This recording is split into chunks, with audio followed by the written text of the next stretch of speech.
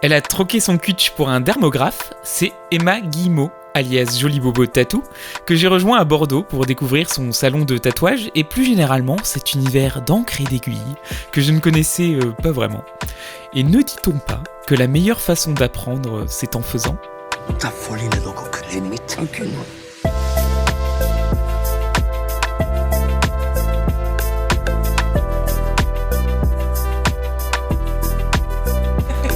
Bonjour et bienvenue dans Drop the Kutch, le podcast qui part à la rencontre des diplômés en architecture qui ont choisi de ne pas exercer en agence. Je suis Sam Afshar et on se retrouve en direct de Bordeaux pour rencontrer Emma Guillemot dans son salon de tatouage. Est-ce que je suis allé en immersion pour cet épisode ? Peut-être, vous le découvrirez. Mais salut Emma. Salut. En vrai, ça fait 1 heure Oui, qu'on parle. Bon, pour commencer, j'aime bien présenter un rapide CV des invités pour contextualiser. Donc, tu as été diplômé de l'ENSA de Bordeaux en février 2022. Bon, on en a discuté pareil, mais tu as fait un stage de quelques mois dans une agence d'architecture d'intérieur, de scénographie. Enfin, j'ai pas vraiment déterminé ce que c'était, mais c'est de la micro-architecture plus que de la grosse maîtrise d'œuvre sa mère. Tout à fait. Ouais, ça va pas du tout. Non, je vais laisser maintenant, j'assume mes conneries. Et en août 2022, donc 6 mois après ton diplôme, tu as officialisé le lancement de ton aventure en tant que tatoueuse sur ton compte Instagram Joli Bobo Tatou. Et finalement, en novembre 2022, 8 mois après ton diplôme, tu as réalisé ton premier tatouage. C'est ça. Donc un petit fantôme. Ouais. Justement, on en a un peu discuté, mais je pense qu'on peut le redire, c'est que ce projet, ça s'est concrétisé assez vite, finalement. C'est quelque chose que tu avais formalisé dès tes études, l'envie de devenir tatoueuse, spécifiquement, parce que l'envie de faire autre chose que de l'architecture, ça, tu m'as dit que tu avais commencé à y songer pendant les études. Mais le projet tatouage en lui-même, c'est venu à partir de quand ? Je crois que c'est venu quand je suis arrivée à Bordeaux, juste au moment de... Enfin, parce que j'ai fait une année de césure avant le master à Bordeaux. Et déjà, pendant cette césure, je crois que c'est là que les questionnements étaient les plus intenses, savoir si... je continuais, quoi. Et en arrivant à Bordeaux, histoire toute bête, mais j'étais dans un café en train de chercher à choper la suite Adobe pour mon ordi. On connaît tous ça, je pense. Et en fait, j'ai vu qu'une fille à côté de moi bossait là-dessus et je suis allée la voir pour lui demander... Ici, somme du montage, pour préciser qu'évidemment, Emma voulait se renseigner auprès de cette personne sur les démarches à effectuer pour prendre un abonnement Creative Cloud. Parce que n'oubliez jamais, le piratage, c'est du vol. Bref, elle me répond qu'elle n'a pas le mais en gros, elle revient vers moi et elle me dit par contre, j'ai vu que t'étais tatouée, je suis tatoueuse, si tu veux, je te donne ma carte de visite, quoi. J'ai laissé 6 mois traîner, puis après je suis allée la voir. Et en fait, il s'avère qu'elle a fait l'ENSA de Nantes. Genre, une autre archi. Ouais. Okay. Et en vrai, quand tu regardes ses dessins, ça se ressent vraiment qu'elle a fait de l'archi, en fait. Donc ça m'étonne pas vraiment. Et en fait, elle a arrêté en M1. Carrément, elle a pas été jusqu'au PFE et tout, ouais. Parce qu'elle voulait se lancer à temps plein dans l'illustration et le tatou. Et en fait, je crois que... depuis ce truc-là, sans le savoir, elle avait un peu planté la graine, quoi. Et du coup, pendant mon master, l'échappatoire, c'était un peu d'avoir un compte d'Insta où déjà de base, je dessinais pas mal de trucs, je faisais du graphisme, des affiches et tout. Et j'avais des planches de flash que je mettais à dispo et que les gens pouvaient se faire tatouer où ils déjà voulaient, tu quoi. faisais des planches de flash de session. Mais ça, c'était jadis. Le compte avait même pas ce nom-là, tu vois, donc voilà. Et en fait, après mes études et ma dernière expérience de stage, j'ai dit... c'était plutôt clair, c'était plutôt clair que c'était pas pour moi, quoi. Et du coup, mes potes m'ont dit, ça fait des années que tu dessines des trucs destinés à être tatoués, autant que tu tentes, quoi. Genre, et ils m'ont offert une cagnotte pour mon anniv, pour m'acheter ma machine, le matos et tout. Et ouais, ça commence souvent comme ça, d'ailleurs, pour beaucoup de tatoueurs-tatoueuses. Moi, j'ai une cagnotte pour me faire tatouer. C'est vrai. Mais il y a 3-4 ans, que j'ai jamais touché. Et donc, officiellement, je suis tatouée, donc je peux te taper dans la cagnotte maintenant. Et ben voilà. Et merci à tous pour... J'en profite. Mais non, donc voilà, c'est un peu comme ça que ça s'est lancé. Et très contente d'avoir fait ce choix. Du coup, jusqu'à présent, tu faisais des planches de flash. Est-ce que tu t'étais déjà fait tatouer un de tes designs ? Ouais. par la fameuse tatoueuse justement que j'ai rencontrée dans le café. Et donc déjà hyper satisfaisant, j'imagine. Ouais, oui, c'est clair. Enfin, maintenant c'est rare quand même que tu puisses aller avec un design. Ah ouais. Bah, si ça colle dans l'univers de là ou le tatoueur, oui, mais si c'est trop éloigné, généralement il te redirige vers d'autres artistes, ouais. Donc elle faisait un peu de, enfin je sais pas, un peu de tout à ce moment-là pour s'entraîner. Et après, elle a commencé vraiment à avoir un style hyper affirmé et tout. Et je m'arrangeais toujours pour lui proposer des trucs qui, quand même, correspondaient à ce qu'elle faisait, tu vois. Donc, ouais, voilà. Même on a fait au moins bien 5-6, je pense. Ouais.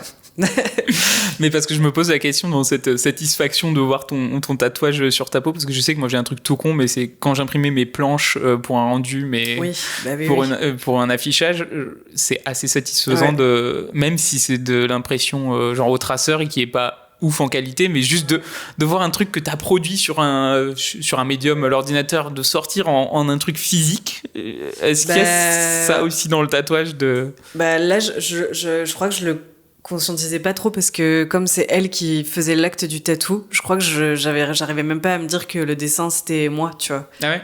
Et par contre, maintenant que je tatoue mes motifs, oui, là j'ai ce truc où je suis toujours... Enfin, ça me fait toujours un truc de les voir sur la peau, quoi. Mais avant, sur moi, c'était pas... Ouais, je crois que je l'avais pas encore, ce truc-là, tu vois. Ah, c'est marrant, parce que via un intermédiaire, en plus, ça pourrait faire un peu plus comme la satisfaction d'un archi, ouais, je sais ouais. pas, où tu passes par tu donnes un dessin, oui. Et t'as le maître d'œuvre qui va le réaliser, donc... Ouais, non, bah oui, c'est vrai que ça pourrait, mais... Analogie foireuse. Ouais. Non, c'est pas grave. on va partir là-dessus. Et je me demandais...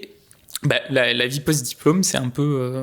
c'est beaucoup de questionnements, et notamment ce qu'on va dans la voie safe du CDI, du travail en agence, salarié, etc.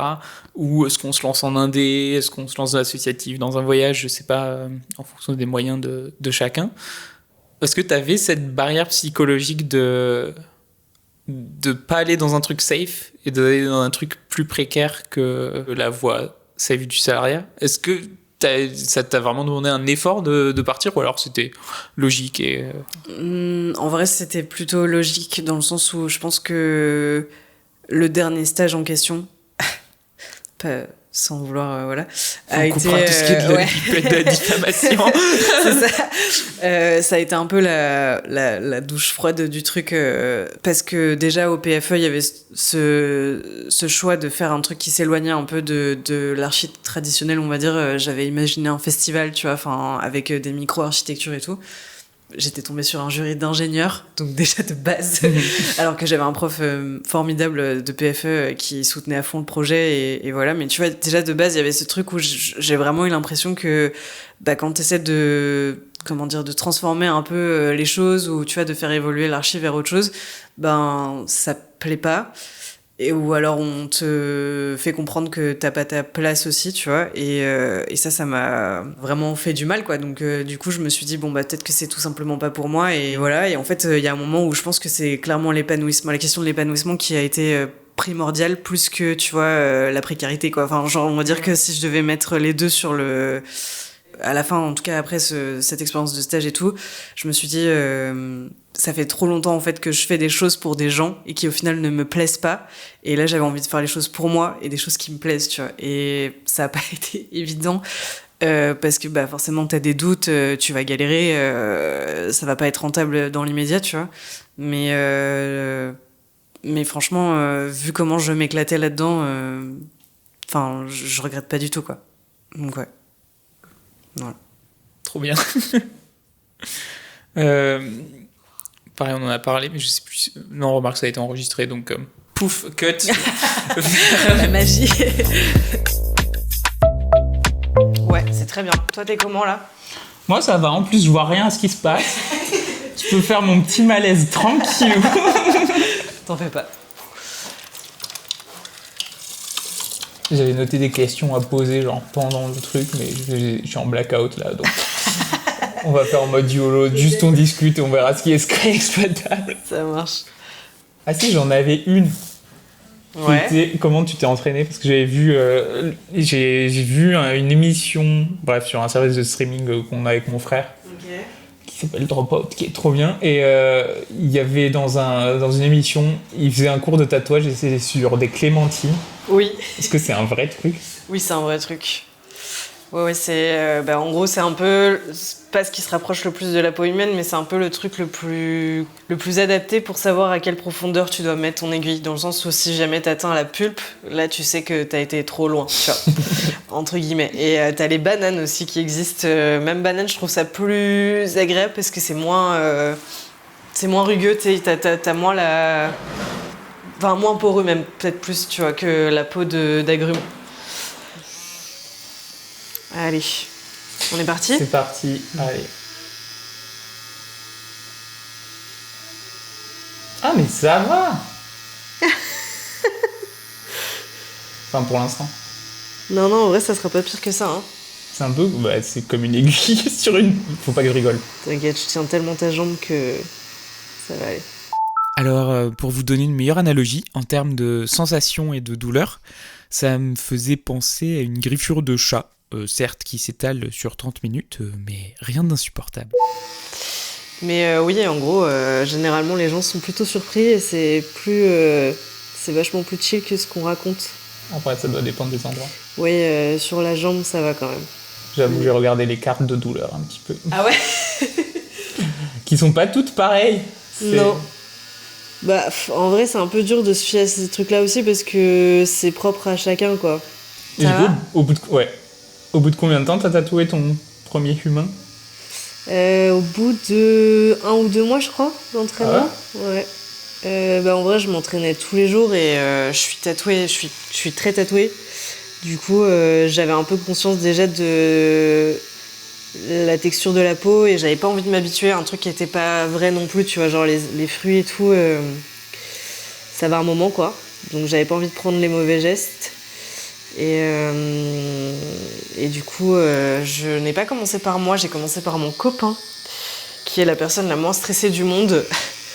Et c'était un peu plus rassurant et j'étais drivée par une fille que je connais qui est tatoueuse et qui me guidait un peu pour le premier. Et ça s'est très bien passé, je lui ai fait un petit fantôme. Toi, t'étais stressée quand même ? Ah, moi j'étais giga stressée, vraiment... C'était lui qui me disait mais appuie, je sens rien. Et moi j'étais là, je fais mais non. Comment ? Il est tatoueur aussi ? Non, du tout, il s'était fait tatouer déjà ? Ouais, il avait déjà des tatous, donc il savait déjà à peu près, il connaissait la sensation, quoi. Attends, mais tu peux t'auto-tatouer ? Ouais. Genre moi j'en ai fait, je m'en suis fait sur les jambes aussi. Parce qu'en fait c'est un peu plus simple quand tu veux t'entraîner. Comment ? Là t'es en train de faire un œil. Non du tout, je fais un trait. Ok. Parce que ça faisait plus mal. Ah ouais ? Non, les yeux ils sont déjà faits. Okay. Ouais. C'est parce que forcément il y a des moments où tu passes un peu plus sur... Là je passe sur l'os, pied sur l'os là tu vois, donc c'est un peu plus sensible. Mais oui, je me suis déjà auto-tatouée sur les jambes parce qu'il faut toujours que tu aies une main qui tende la peau et l'autre qui tatoue. Du coup c'est un peu ce qu'il y a de plus simple pour ceux qui veulent s'entraîner, quoi. Ça va toujours ? Ouais. Il y a des moments où ça fait un peu plus mal, mais ça reste... Je m'attendais vraiment à un truc atroce, moi. Bon, après, j'ai fait un truc filaire simple. Donc, j'imagine que quand tu dois faire des aplats, ça doit faire trop mal, non ? Pareil, ça c'est un truc que les gens exagèrent un peu sur les remplissages. Ça dépend la quantité de remplissage que tu as, bien sûr. Si tu fais une pièce qui dure 4-5 heures, je pense qu'au bout d'un moment, t'en peux plus. Mais quand c'est des petits remplissages comme moi je fais sur mes pièces, j'en ai pas des très très gros, les gens, ça va, quoi, c'est supportable. Mais d'ailleurs, j'ai vu que tu te lançais dans le gris maintenant. Parce que là, tu fais du filaire noir. Ouais. Mais c'est quoi ? C'est parce que au début, c'est plus simple de faire du filaire noir ou c'est juste ta DA ? C'est pas nécessairement plus simple, mais là j'avais envie de mon style aussi qui évolue un petit peu, je pense, et du coup j'avais envie de tester d'autres teintes, des trucs un peu plus contrastés, tu vois. Mais non, les aplats noirs, c'est un peu ce qu'il y a au contraire de plus dur à faire tenir. Non, je parlais du filaire noir. Ah ouais, oui, non, par contre, oui, c'est plus simple, effectivement. Ouais. Ça va toujours ? Ouais. C'est juste, c'est pas si facile que ça de donner une interview pendant qu'on fait. Ouais, c'est pour ça, tu vois, je te dis peut-être qu'après, ça sera peut-être... Ouais, c'est ça, je vais pas mettre la pression, juste on discute et on verra. Voilà. Et donc toi, tu veux te lancer plus réseaux sociaux, à faire des interviews Non, pas plus réseaux sociaux, mais... Enfin, ouais, je crois que j'ai envie de... J'ai toujours aimé le côté un peu audiovisuel aussi, parce que au lycée, je faisais une option ciné-audio. Ah ouais, trop bien. Ouais. Et on avait fait des courts-métrages et tout, et en fait, je crois que des fois, ça me manque, tu vois, et puis même, tu vois, donner la parole aussi, il y a un peu ce truc pareil du tatoueur-tatoueuse où t'es dans ton univers, et si... Enfin, tu prends pas la parole sur beaucoup d'autres sujets, on va dire, sur les comptes, j'ai l'impression, et du coup, c'est vraiment un petit format chill, hein, mais juste pour parler de nos coups de cœur du moment, que ce soit, tu vois, musicaux, artistiques, donc voilà, et de leur donner un peu la parole là-dessus, un peu comme un format favori, en fait, tu vois. Tu sais, c'est vraiment tranquille, en mode pause café, et puis voilà, quoi. Mais du coup, pas pendant que vous vous faites tatouer. Non, du tout. Non, du tout. J'étais trop deck parce que j'ai écouté, je sais pas si tu connais le podcast 4 quarts d'heure, c'est avec des meufs qui étaient dans le média Mademoiselle. Ouais. Et ils ont fait un épisode avec une fille qui disait qu'elle avait fait un épisode de podcast où elle a enregistré son premier tatouage. Ok, Et wow. j'ai entendu ça genre il y a 3 semaines et j'ai fait non. Incroyable. C'était mon projet. Je voulais être le premier de France à faire ça. Ici Somme du montage qui a revérifié les infos. Le podcast en question s'appelle Simple Caféine et l'épisode c'est mon premier tatouage en direct avec vous. Non, mais en tout cas, je pense que c'est quand même pas souvent, tu vois, que les gens font ça. Parce que c'est la première fois pour toi. Oui, c'est la première fois pour moi. Yes. Ouais. Et du coup, c'est pour publier où ces interviews? C'est plutôt en mode long pour YouTube ou Non, format court sur mon compte. Oui, tu l'as dit en plus. Je n'écoute pas. T'inquiète. T'es un peu accessoirement en train d'être tatoué, donc je peux Mais comprendre. j'ai fini par un peu oublier, là. Au bout de combien de temps tu t'es senti à l'aise et plus stressé? Est-ce que t'es encore stressé? T'as encore un trac de faire les tatouages ou... Des fois, ouais, certaines pièces, quand je sens qu'elles sont compliquées, mais plus pour l'endroit où je vais le tatouer. Parce que t'as des endroits qui sont vraiment pas super à tatouer. Mais non, sinon, dans l'ensemble, je crois que ça m'a pris peut-être quand même 1 an avant de... Ouais, 1 an. Avant de vraiment plus stresser et d'être en totale confiance, tu vois, sur ça, quoi. D'ailleurs, aujourd'hui, maintenant, c'est ton activité à plein temps, le tatouage? Ouais. Je suis à temps plein là-dessus. Avant, j'avais gardé un petit job que j'avais dans mes études. Tu sais, je bossais à Leroy Merlin les week-ends et tout. J'avais gardé ça en parallèle quand je me lançais. Et puis après, j'ai arrêté, j'ai lâché le truc et voilà, quoi. Mais oui, c'est pour ça que tu parlais de job alimentaire tout à l'heure. Ouais. Pour moi, ça typiquement, ça rentrait dedans. Mais en fait, je sais pas si je suis trop à l'aise avec cette notion-là, parce que job alimentaire, c'est vrai que des fois, on n'a pas tous la même vision de ce que c'est non plus, tu vois, j'ai l'impression. Je sais plus pourquoi, la dernière fois, on en parlait avec des copains, on blaguait dessus et tout, puis il y avait une fille qui disait, mais moi, une fois, je parlais de mon taf actuel et on m'a vraiment dit, ah oui, en job alimentaire et tout, alors que c'était son taf et qu'elle kiffait ce qu'elle faisait, tu vois. Et je sais plus ce que c'était, tu vois, et c'est vrai que, on n'a pas tous la même vision de ce que c'est, nous, le job un peu corvée, quoi, tu vois. Typiquement, dans l'épisode La métier passion, Anne-Claire Gentiallon, elle parlait des comptables qui... plusieurs comptables lui ont dit, moi, c'est ma passion, être comptable. Ouais. Et je kiffe trop, alors que... je pense, dans certaines agences d'archi, tu vois, faire la partie comptabilité de l'agence, c'est souvent sous-traité, parce que si tu dois le faire, c'est vraiment la partie chiante de ton taf. Globalement, ce qui est sorti de cette conférence, c'est que c'est un peu compliqué, ces notions de métier passion, job alimentaire, etc. Chacun son rapport au travail, travail comme moyen ou travail comme finalité. Et tu l'as fait jusqu'à quand, t'as dit, ce job alimentaire? Ça fait 1 an et demi que je l'ai lâché, ouais, à peu près. Donc jusqu'à un peu après la fin de mes études, quoi. Ouais, donc c'est vraiment aller vite, toi, que ce soit rentable. Ouais, j'avais un peu charbonné quand même au début. Je pense que j'avais un peu un truc à me prouver aussi, tu vois. Dans le sens où fallait que j'annonce à ma famille que j'avais fait 5-6 ans d'archi pour au final me lancer dans le tatouage. Il y avait 0 cinéma en coureur? Si, il y en avait quand même pas mal. Il y en avait plein. Genre déjà le fait que j'écoutais ton podcast, tu vois, c'était un peu le truc, est-ce que je vais dans la bonne direction, quoi. Je suis pas sûre. Et je pense que, il y a eu ce truc où je me suis dit, si je veux vraiment prouver à moi et à mon entourage que c'est un truc avec lequel je peux vraiment vivre, faut que je taffe comme une malade en fait. Et du coup, j'ai fait en sorte d'avoir d'abord une communauté sur Instagram, puis ensuite de lancer les rendez-vous, puis tu vois... Ouais, c'est vrai, concrètement, comment tu fais pour construire une communauté sur Instagram ? Parce que moi, je suis vraiment nul à chier sur Drop the Kutch. Non, mais ça prend trop de temps. Bah oui, c'est un taf à temps plein, hein, vraiment, c'est... Ouais. Ah tiens, dans mon conducteur, il y avait une question comme ça qui était justement ta semaine type, savoir ton ratio tatouage, réseaux sociaux, etc. En vrai, je pense que c'est un peu 50-50, hein. Genre, je tatoue autant que je passe du temps à répondre à mes clients sur Insta, programmer des posts, dessiner des planches, enfin, tu vois, faire des stories. Rien que ça prend masse de temps. Donc, ouais, je te laisse regarder. J'ai pas fait les traits dans la petite... Qu'est-ce que t'en penses ? Waouh. Ça y est, quoi. Et un peu trop haut, non ?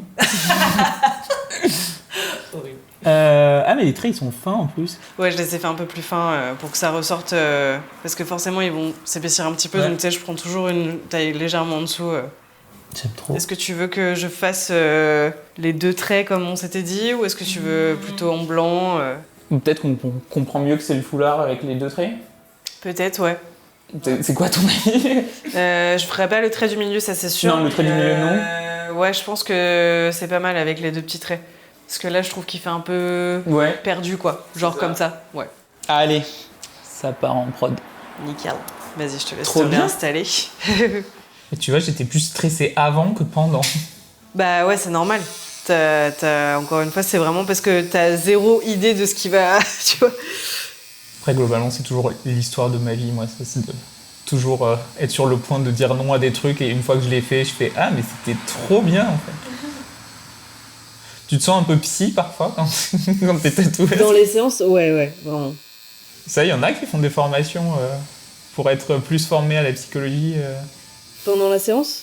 Non, mais même les tatoueuses et les tatoueurs et tatoueuses qui associent un peu les 2 facettes et qui essaient de se renseigner sur la psychologie pour savoir, pour être en capacité de bien répondre. Et... Ça, c'est une bonne question. Je sais pas du tout, en vrai.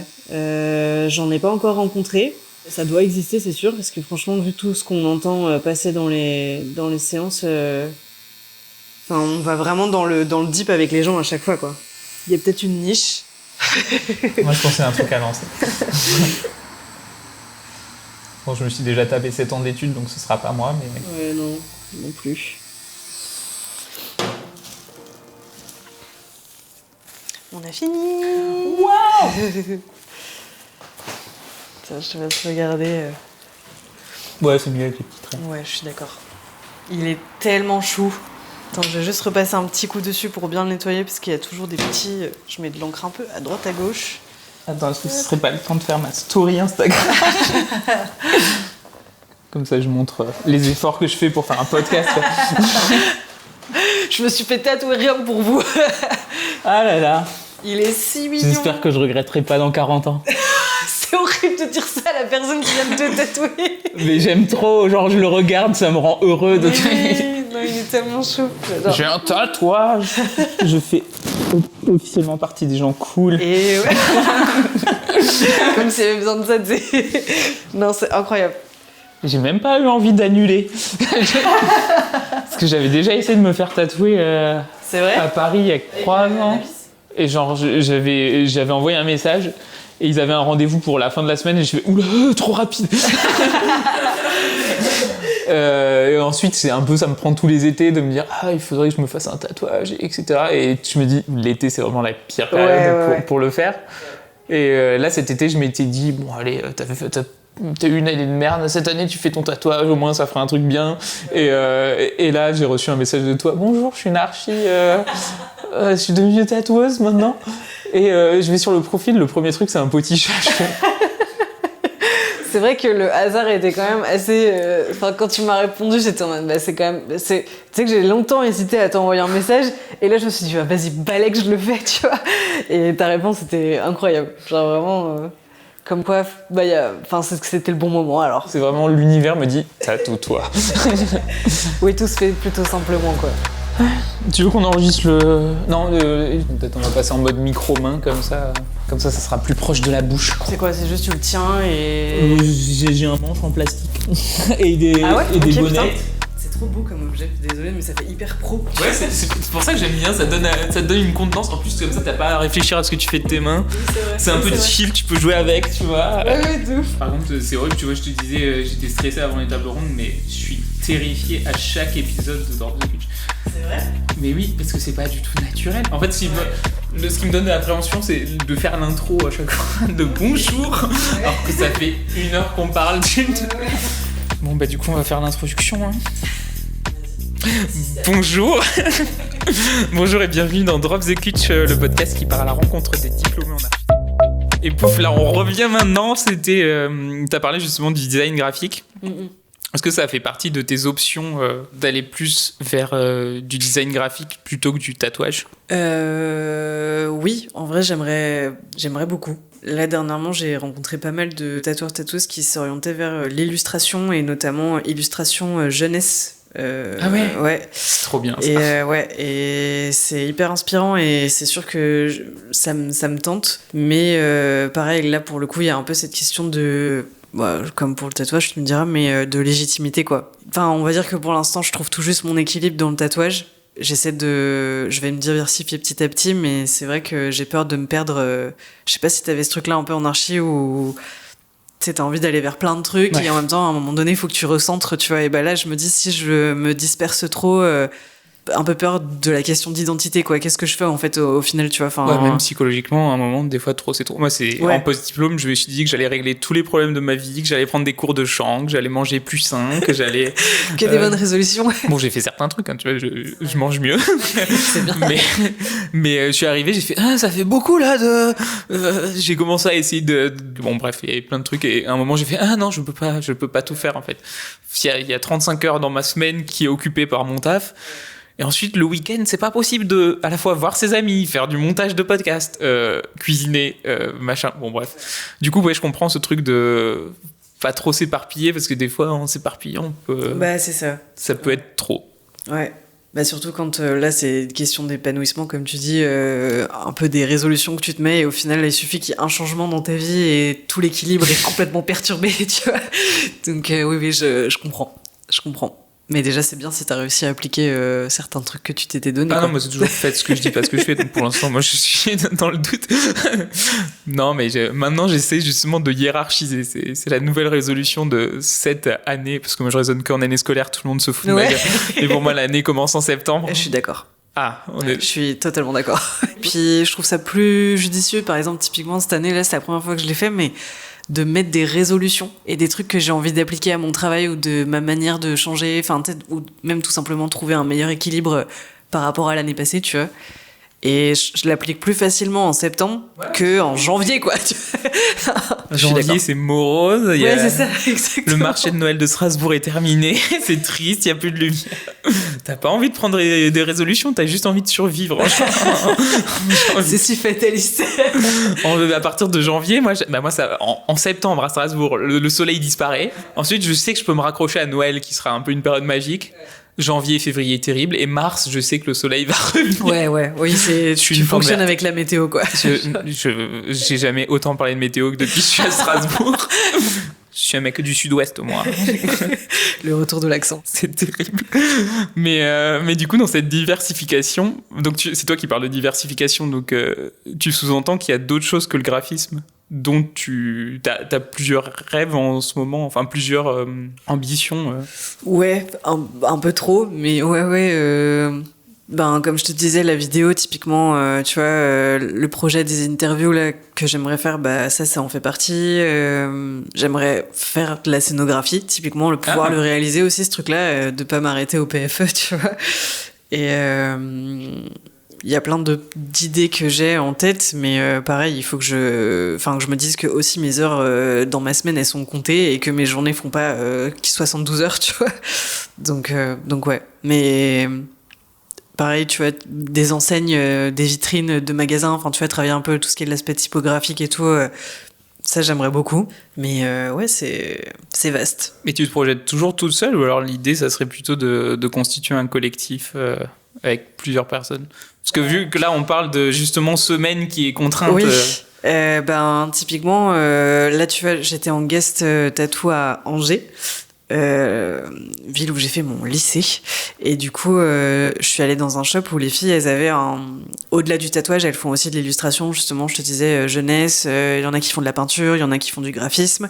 Et elles partagent leurs locaux avec une asso de copains à eux qui font de la riso. Et quand je suis allée là-bas, je me suis dit, ok, c'est mon lieu de rêve. Genre, je veux travailler dans un endroit comme ça. Il y avait un équilibre qui était parfait, je trouve, et en même temps, et tu vois, quand elles étaient pas dans le tatou, ils créaient des projets quand même en commun, dans chacun leur spécialité, tu vois, mais là, ils montaient un calendrier tous ensemble, qu'ils vont réaliser en riso, du coup. Ouais, risographie, c'est une technique dont on a parlé dans l'épisode avec Maude de Doustin. C'est ça, voilà. Mais non, et du coup, ils se sont répartis des mois, enfin, je crois 2 ou 3 mois chacun, et ils réalisent l'illustration associée à ce mois-là, et je trouve, tu vois, c'est des projets comme ça, enfin, ce qui typiquement pourrait m'amener à bosser sur d'autres choses que le tatouage, en côtoyant en fait des gens dans un lieu de travail qui sont dans d'autres domaines, quoi. Et ça, monter un lieu comme ça un jour, ça j'aimerais bien, mais peut-être pas sur Bordeaux. Du coup. Ah merde. mais parce que là t'es vraiment toute seule, tu fais des guests, mais du coup bah remarque, enfin tu fais quand même un métier humain, on en parlait de cet aspect psychologue. Ouais. mais du coup t'y songes quand même à retrouver un peu de collectif dans ta pratique. Ouais, vraiment. On a parlé de la formation en tatouage, donc pouf, encore une fois, cut vers Somme en immersion. Mais du coup, il y avait les clémentines, oui. le premier tatouage, et ensuite juste évoquer, t'as fait quand même une formation... Hygiène et salubrité, ouais. Mais en fait, c'était un truc compliqué à faire ou c'était juste une formalité de... C'est une formalité, clairement. Mais oui, c'est une formation déjà que tu finances... Donc à ce moment-là, j'avais des droits avec Pôle emploi et tout, et je m'étais arrangée pour monter un dossier pour que ce soit eux qui financent cette formation. Et du coup, ouais, ça a été accepté, et c'est une formation qui dure 3 jours. L'avantage, c'est que tu choisis l'organisme par lequel tu l'as fait, et c'est cool aussi parce que ça m'a permis de rencontrer que des gens qui se lançaient dans le tatouage comme moi. On était vraiment au même stade tous et toutes. Et non, c'était super. Et au bout de ces 3 jours, t'as une mise en situation, de tout ce que t'as appris, et puis un dossier forcément à remplir. Enfin, vraiment, t'es noté, quoi. Mais généralement, à partir du moment où tu as assisté à la formation, elle te les donnait, quoi. Donc ouais. Et là, dernièrement, par contre, il y a une nouvelle réglementation. Normalement, tu l'as passée une fois et t'avais pas besoin de la repasser de ta vie. Là, maintenant, ils ont mis en place un système comme quoi tu dois la repasser tous les 5 ans. C'est peut-être pas plus mal. Ouais, je pense aussi. Mais du coup, ça sera plus court. C'est pas comme si tu la faisais une première fois, je crois que c'est sur une journée, cette fois. Ok. Et dans l'aspect formation, on en parlait, pareil, pouf, Somme en immersion, je sais pas comment ça va être monté. Non, mais on parlait du fait que t'expérimentais des nouvelles techniques, typiquement les aplats gris en ce moment. Et est-ce que c'est des choses pour lesquelles il y a des formations aussi de tatoueurs ? Est-ce que quand tu rencontres d'autres tatoueurs, il peut y avoir un aspect formateur aussi à des techniques Oui, typiquement les guests ou le shop où j'étais avant avec les autres tatoueuses, là, t'es tout le temps en train d'échanger sur comment améliorer ta technique, tu vois. Genre typiquement les aplats de noir dont je te parlais, qui sont pour moi les plus durs à faire tenir sur une peau, et tu vois, t'as des gens, ils mettent 5 ans à le maîtriser, quoi, tu vois. Moi, je suis encore en constant apprentissage là-dessus. Et le gris, pareil, c'est une autre technique, quoi. Donc tu prends un peu les conseils des uns et des autres, mais tu adaptes aussi en fonction de ton style de dessin, parce que voilà, quoi. Bien sûr. Mais ouais. Mais je veux dire, ça n'existe pas une école de tatouage. Si, t'en as qui existent. Mais les retours que j'ai, c'est que c'est un peu une arnaque, quoi. Genre, c'est une machine à fric. C'est ça. Ouais, tu payes très cher pour... Après, si je connais une ou deux tatoueuses sur Bordeaux qui ont fait des formations comme ça payantes de plusieurs mois. Elles ont des bons retours là-dessus. Mais maintenant, les 3/4 des gens qui se lancent là-dedans, c'est de l'autodidacte en vrai. Ok. Et on est toujours sur l'aspect formation, donc tu as fait ton premier tatouage sur ton copain. Oui. Et ensuite, comment tu arrives à convaincre d'autres personnes qui ne sont pas ton copain de faire cobaye pour tes premiers tatouages ? En vrai, je crois qu'à partir du moment où déjà le premier tatouage est montré, il y a un côté rassurant, tu vois. Ça existe. Ouais, à partir de là. Ouais, c'est ça. Et puis il y a ce truc où ils se disent c'est bon, il y a le premier qui est passé, tu vois, c'est horrible, mais c'est un peu vrai. Et puis même, moi je me suis quand même pas mal entraînée sur moi après lui. Et en fait, comme je t'ai dit, j'avais déjà en amont cherché à créer une espèce de communauté sur Instagram et j'avais mis en story bon bah il y a tel ou tel motif que je me sens de faire pour débuter, pour m'exercer. Je l'ai fait à petit prix. Est-ce qu'il y en a qui sont partants? Et tout, bien sûr, en ayant conscience que je débute, hein, donc voilà. Et curieusement, il y a quand même eu pas mal de gens. Donc il y a des gens qui sont sympas. Non, vraiment, c'est vraiment.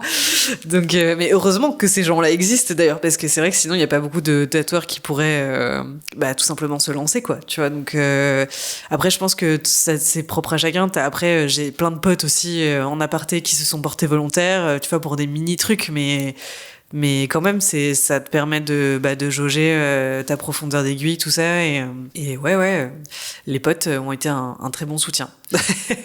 La famille aussi, mes petites sœurs, tu vois, donc ouais. Je sais que j'ai posé la question tout à l'heure, mais je me souviens plus de la réponse.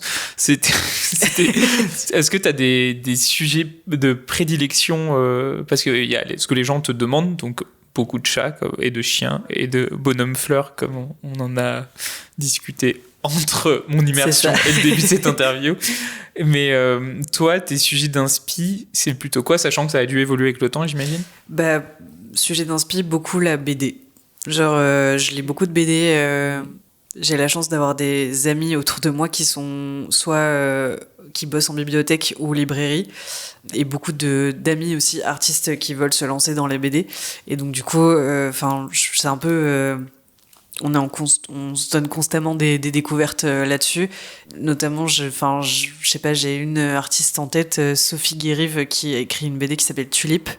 Et si jamais tu as envie d'aller checker, c'est trop bien. C'est des petits dessins un peu enfantins, hyper mignons comme ça. Et en fait, alors qu'elle aborde des sujets avec vachement de poésie et un peu des questions existentielles, mais tu vois, sous des formes de dessins d'enfants, quoi. Et je trouve ça génial, quoi. Donc ouais, je pense clairement que c'est ce style de BD là qui moi m'attire et que ça impacte aussi forcément ma pratique créative, entre guillemets, tu vois. Mais à la voix de ton style de dessin et aussi les sujets. Oui, c'est ça, les sujets, carrément. Ouais. Et tu parlais tout à l'heure de la tatoueuse de Lens à Nantes là qui est inspirée de l'archi. D'ailleurs, est-ce que tu peux donner son nom? Oui, c'est ekis.skate. Ok.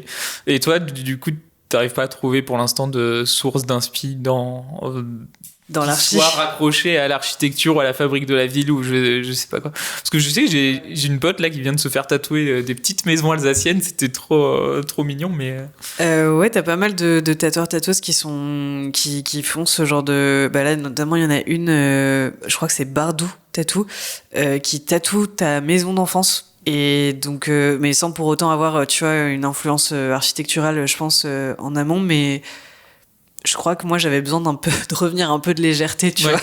Et comme tu disais, un peu ce côté purement créatif. Et je crois que c'est aussi un peu significatif du fait que j'avais besoin de marquer une coupure un peu nette avec l'archi. Non, parce qu'on a discuté justement avec des amis là, quand on a fait l'épisode des 1 an, c'était de se dire, si jamais on devait se reconvertir, il y a toujours ce petit frein qui fait qu'on se sent obligé de toujours mettre un petit lien avec l'architecture dans notre future pratique. Et je sais que j'avais fait l'épisode là avec les chanteurs du groupe MPL, enfin les musiciens du groupe, un chanteur et un bassiste. Et il m'a dit que eux, typiquement dans leur sujet de chanson, en fait, ils arrivaient quand même à se raccrocher. Malgré, en fait, c'était une analyse qu'il avait fait a posteriori et il se rendait compte que beaucoup de leurs textes traitaient aussi de la ville et de et de choses comme ça. Mais toi, t'as réussi à t'en détacher.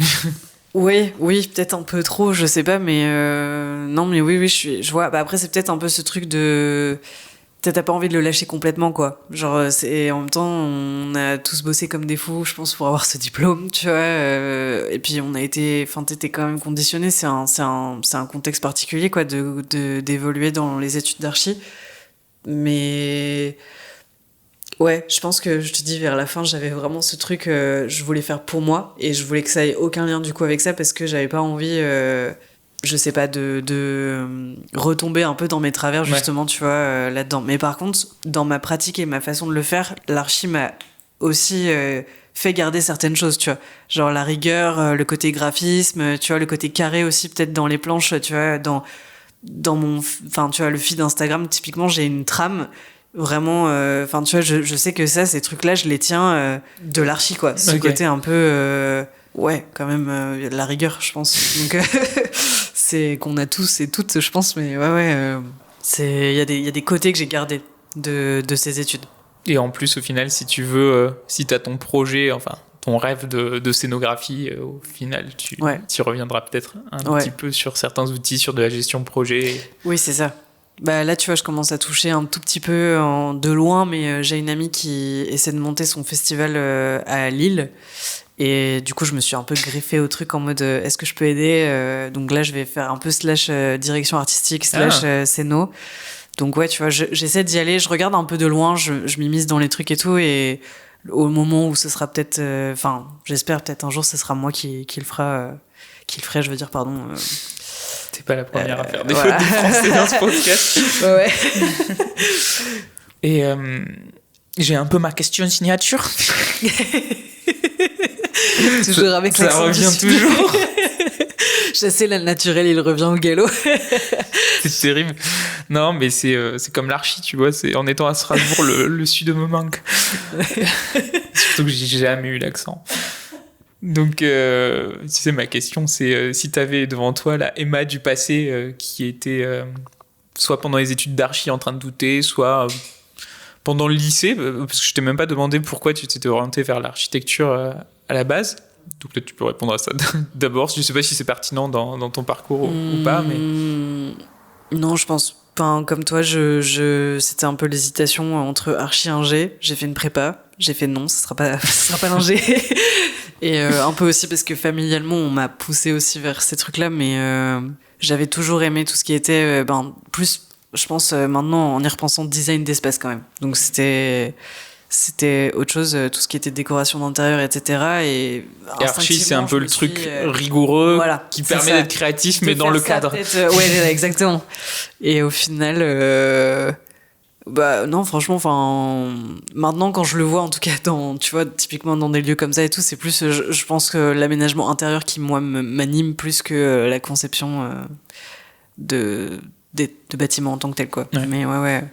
Mais en tout cas, pour revenir à ta question. Non, mais j'ai même pas fini ma question. Pardon, vas-y. Donc si t'avais la Emma du passé devant toi, est-ce qu'il y aura quelque chose, un conseil que tu voudrais lui dire vis-à-vis de si à un moment tu sais que tu as eu des doutes, comment tu pourrais t'épauler toi-même ou te conseiller C'est pas facile. Ou même pas, juste pouvoir montrer que là maintenant t'es heureuse et t'es à ta place et que ça va aller, quoi. Ouais, bah je lui dirais juste que pour le moment c'est pas évident de se faire confiance, mais après tu seras capable de le faire et t'as eu raison de le faire. Donc c'est le premier truc que mon père m'a dit quand je lui ai dit que je voulais faire du tatou. Après l'archi, après une longue discussion bien évidemment, pourquoi il m'a dit t'as entièrement raison de te faire confiance et ça en vrai je pense que c'est la phrase que je vais garder, tu vois. Suivre son instinct et se faire confiance. Ouais, vraiment. C'est de s'écouter, quoi. Parce que je trouve quand même que le travail, ça met ça aussi en avant, on l'oublie totalement. À qui le dis-tu ? Donc voilà.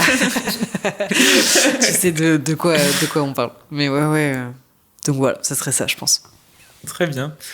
Et tout à l'heure, je t'ai demandé si tu avais des projets pour l'avenir, mais la dernière question, c'est plutôt est-ce que tu as des rêves à plus long terme ? Si tu imaginais un futur idéal, où te projetterais-tu si c'est différent de ce qu'on a dit tout à l'heure avec ta diversification envisagée. Non, je pense que ça sera ça. Ouais, ça restera ça. C'est ma réponse définitive. Non, mais après, il peut se passer beaucoup de choses, hein, mais de monter un lieu, ça a toujours été un truc que je sais pas pourquoi j'ai toujours eu envie de faire. Je savais pas exactement quoi, mais là, typiquement, juste un lieu pluridisciplinaire où on pourrait tous un peu être à la croisée de ces trucs-là. Je crois que ça serait juste parfait, quoi. Donc ouais. Trop bien. Et pourquoi pas Bordeaux, du coup ? Mais ça sera coupé aussi. Désolé les Bordelais. Par avance. Vous êtes vraiment pas sympa. Je suis albigeois, il y a une rivalité. Non, parce que déjà de base, pareil, moi je suis plutôt originaire du nord, nord-ouest, Bretagne et Nantes, Angers, tu vois, et ma famille est là-bas maintenant, et je crois que j'ai envie d'y retourner. Puis là, d'autant plus après avoir fait des guests, tu vois, à Nantes et Angers, il y a une vibe que j'aime trop là-bas, et c'est, je sais pas, je trouve que c'est plus propice, ils sont même plus en avance à Bordeaux sur ces lieux-là, tu vois, typiquement. Donc, ouais, je trouve que ça aurait bien sa place là-bas, quoi. Ce sera le mot de la fin. Ce sera le mot de la fin. Merci beaucoup. Il y aura du montage dans cet épisode, mais rien que pour intégrer les parties en immersion, parce que comme vous l'avez compris, je me suis fait tatouer un petit chat avec photo à l'appui. Photo à l'appui que je vais poster. Non, mais je vais le censurer d'abord sur le. Je vais le censurer, puis le jour de la sortie de l'épisode, je montrerai. Je ferai le reveal peut-être. Yes. Mais je pense Trop que ça bien. sera publié avant sur ton compte. Ouais, moi je le mettrai en tout cas. Ouais. Enfin, si ça te va d'ailleurs, mais. Ouais. Devinez lequel c'est sur son compte. Parce qu'il y en a des petits chats. Mais en tout cas, merci beaucoup Merci à toi. pour ce moment qui restera gravé toute ma vie. Au sens propre. Hein. Au sens non, mais aussi dans ma mémoire, comme un beau moment. Un épisode chaotique, comme je les aime. Voilà, merci beaucoup. C'était trop bien. Et merci à vous d'avoir écouté cet épisode jusqu'au bout. Si vous êtes sur Spotify ou Apple Podcast, n'hésitez pas à laisser 5 étoiles, ça fait toujours plaisir. Sur Spotify et YouTube, vous pouvez maintenant commenter les épisodes, donc je ne peux que vous inviter à le faire. Pour la team Deezer, je ne vous oublie pas parce que j'en fais partie. Vous pouvez ajouter Drop the Kutch dans vos favoris. C'est pas grand chose, mais on fait avec les outils qu'on a, écoutez. Et sinon, rendez-vous sur Instagram @iguitect, IQUITECT, pour m'envoyer tous vos messages en privé. Et sur ce, je vous dis à bientôt.